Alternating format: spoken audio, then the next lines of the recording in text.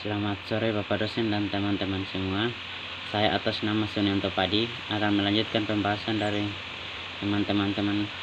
teman-teman. Saya sebelumnya mengenai tantangan dan peluang pendidikan saling temas. Kali ini saya akan membahas tentang kategori pendidikan saling temas.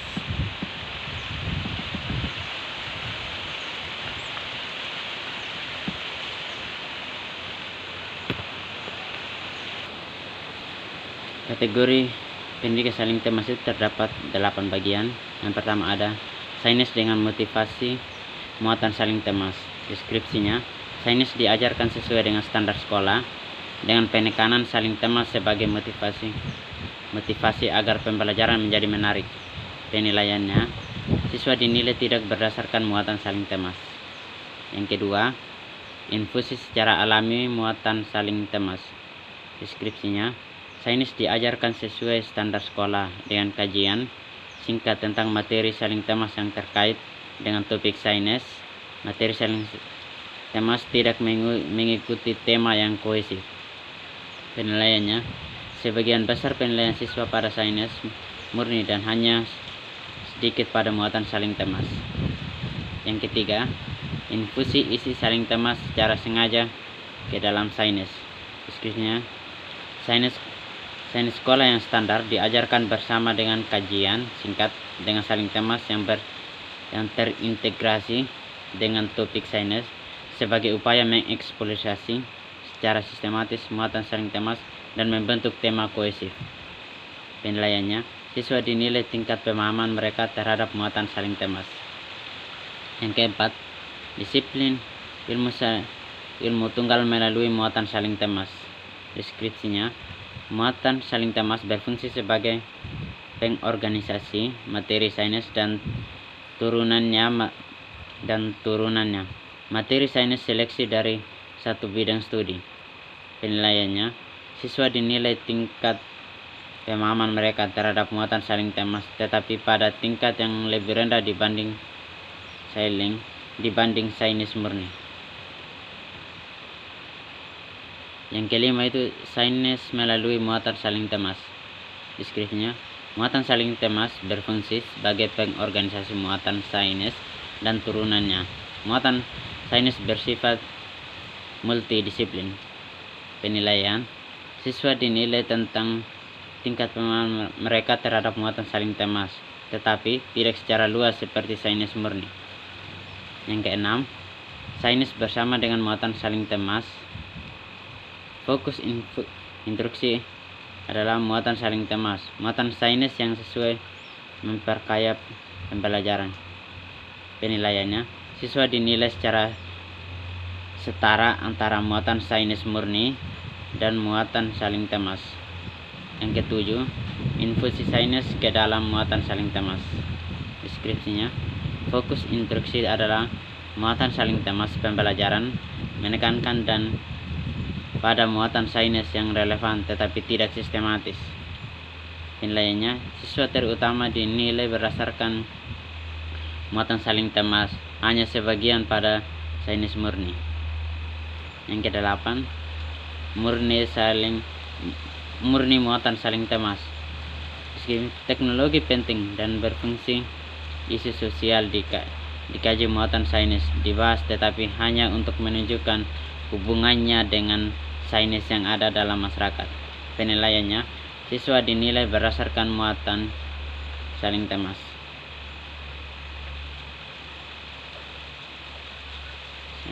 Selanjutnya, melalui metode hibrida tersebut,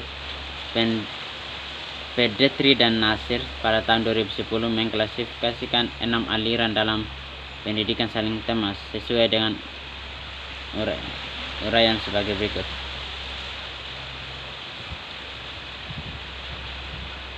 Saling temas berbasis perancangan atau aplikasi.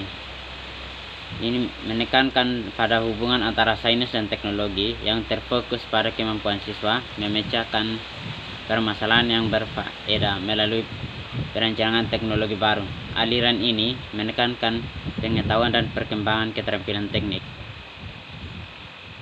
Pada saling temas berbasis perancangan aplikasi terdapat 3 tipe pendidikan saling temas.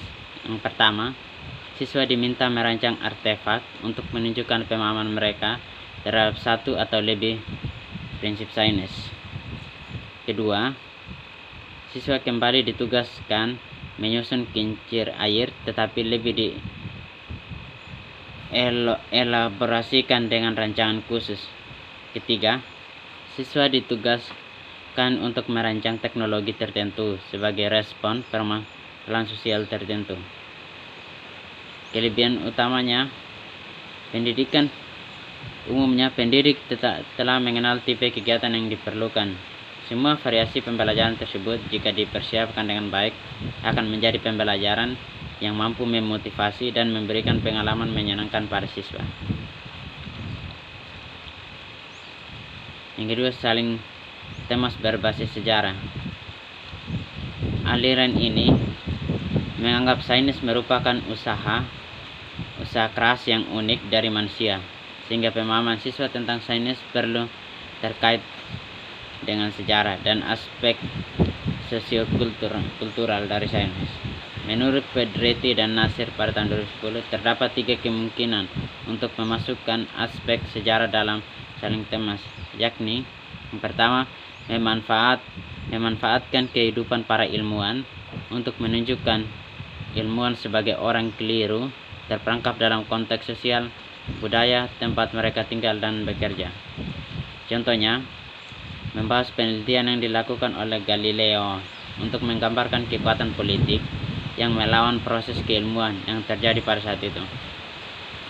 Temuannya adalah matahari yang sentris, tetapi temuan tersebut bertolak belakang dengan kepercayaan sebagian besar agamawan pada saat itu. Akibatnya Galileo sempat ditahan dan dilarang mempublikasikan temuannya. Tetapi sejarah membuktikan bahwa temuan yang didasarkan atas pendekatan kuantitatif berdasarkan percobaan menghasilkan kebenaran ilmiah yang bermanfaat bagi kehidupan masa depan. Kedua, tidak berfokus pada individu, melainkan pada metode keilmuan untuk menunjukkan proses kreativitas manusia, dan kesalahan bisa jadi memegang peran penting dalam temuan ilmiah. Ini merupakan kritik terhadap aliran sejarah. Yang ketiga, dengan memeriksa sejarah kajian kasus dari kejadian sosio-saintifik dengan melakukan refleksi terhadap perkembangannya, resolusi dan dampak jangka panjangnya, misalnya meledakan reaktor nuklir Chernobyl di Rusia atau pandemi virus burung ini kekhawatiran akan sikap siswa yang keliru dengan menganggap seorang ilmuwan sebagai pahlawan paling berjasa dalam perkembangan keilmuan. Karena itu, para pendidik yang memiliki pendekatan saling temas berbasis sejarah disarankan agar menggunakan sumber sejarah sains yang akurat sebagai referensi dalam membelajarkan siswa di kelas. Oke, sekian penjelasan dari saya, akan dilanjutkan oleh teman saya. Terima kasih.